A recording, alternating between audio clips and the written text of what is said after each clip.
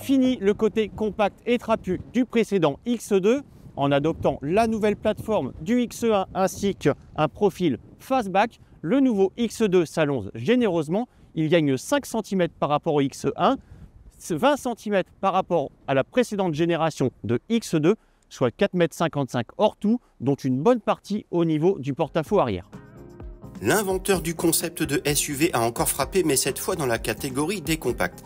À l'image des X6 et X4, le X2 reprend un arrière plongeant auquel viennent s'ajouter des éléments spécifiques tels qu'un aileron de haillon, des feux arrière étirés et arrondis, des projecteurs avant affinés ainsi que des haricots de calandre en pointe sur les côtés. De quoi le différencier rapidement du plus pragmatique X1 et expliquer en partie un surcoût d'environ 2000 € à prestations équivalentes. Si les motorisations hybrides rechargeables du Frangin ne sont pas au menu, le X2 propose différentes versions essence et diesel forcément dotées de boîte auto double embrayage allant de 150 chevaux pour la 18D à 300 chevaux pour la M35i.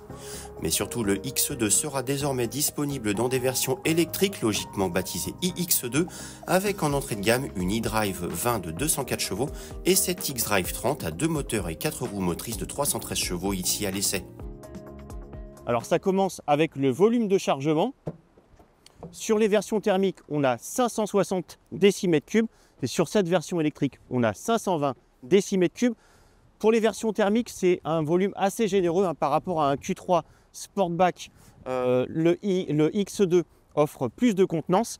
En revanche, en version électrique, un Audi Q3 e-tron Sportback proposera un tout petit peu plus de volume. Mais bon, 520 décimètres cubes, ça suffit largement pour une famille de 4 personnes. En revanche, évidemment, avec une chute de pavillon comme ici, on évitera les très gros chargements.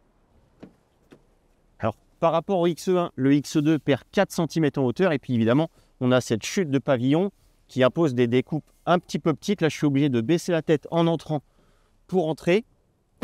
Puis la garde au toit est quand même un petit peu juste. Je mesure 1,80 m. Je suis quand même très proche du pavillon. Et en termes de confort d'assise, c'est pas top non plus. J'ai quand même une banquette assez basse qui manque de maintien et courte. Je ne suis pas très bien maintenu au niveau des cuisses. Donc c'est sûr qu'on sera mieux installé dans un X1. Alors à l'avant, on retrouve sensiblement la même ambiance que dans le X1. La planche de bord est très proche. On a juste quelques petits plaquages qui changent. Globalement, la présentation est très réussie. On a des matériaux soignés. Tous les assemblages sont très rigoureux, et puis ça fait très moderne avec cette grande dalle recourbée typique des dernières BMW. Le nouveau système OS 9 pour le système multimédia qui est très lisible, de très bonne facture, réactif au toucher et dont les temps de calcul sont assez rapides.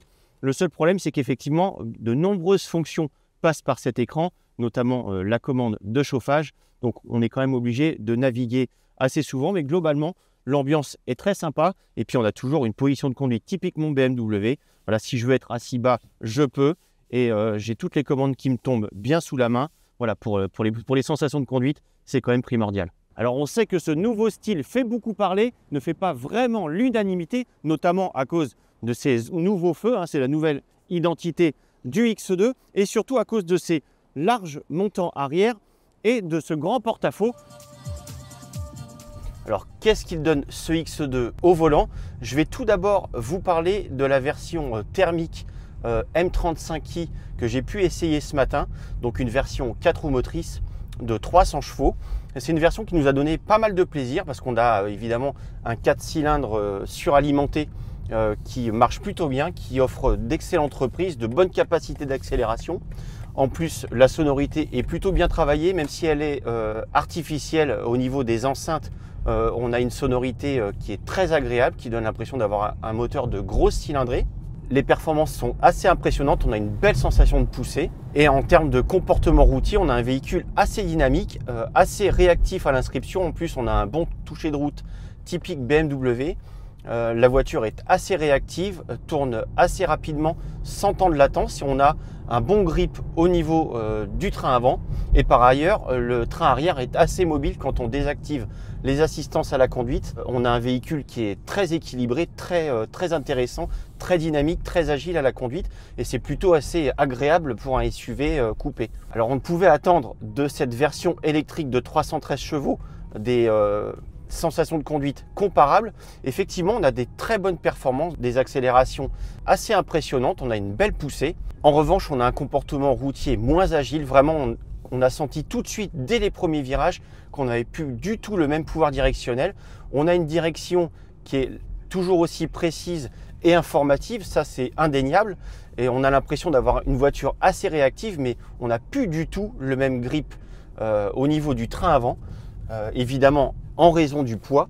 Et finalement, on se retrouve à être obligé de réduire le rythme très rapidement parce qu'elle n'a pas du tout la même capacité à tourner et à s'extraire des virages que la version thermique M35i. Et quoi qu'il en soit, dans les deux versions, le X2 se montre plutôt ferme, même si on dispose forcément sur ces versions haut de gamme thermiques comme électriques d'une suspension adaptative. On a quand même une qualité de filtration assez moyenne. Donc si vous recherchez des économies à l'usage, la version électrique évidemment est tout à fait recommandable par rapport à la version thermique. Mais si vous attendez des sensations de conduite équivalentes avec la version électrique, vous serez forcément déçu parce que pour le coup, la version thermique est beaucoup plus agile et dynamique dans les virages, dans les changements d'appui. Le plaisir est vraiment bien supérieur avec la motorisation thermique classique. Hélas, avec son gros malus de quasi 15 000 € minimum, le X2 M35i aura tendance à orienter vers les essences et diesels moins puissants et moins taxés, ou vers cette mouture électrique quasi aussi performante mais bien plus économe à l'usage, du moins pour ceux qui sont prêts à accepter de s'arrêter plus souvent lors des longs trajets. Question autonomie, justement, la consommation de 22 kWh au 100 km relevée sur autoroute laisse espérer, compte tenu de la batterie de 64,8 kWh utile, quasiment 300 km avec 100% de la pile ou 235 km avec 80%. Un peu juste hélas, d'autant que la puissance de charge maxi de 130 kW en courant continu impose des branchements d'environ une demi-heure pour repasser de 10 à 80% malgré un système de préconditionnement de charge. Heureusement, un planificateur de trajet dynamique organise les arrêts ravitaillement pour les longues distances. Bref, si le X2 compense en partie des tarifs élevés par sa présentation originale, son raffinement, son grand coffre, ses équipements aboutis et ses agréables sensations au volant, en particulier avec un moteur thermique plus léger, il impose tout de même quelques concessions en termes d'accueil, de confort et d'autonomie dans sa version électrique.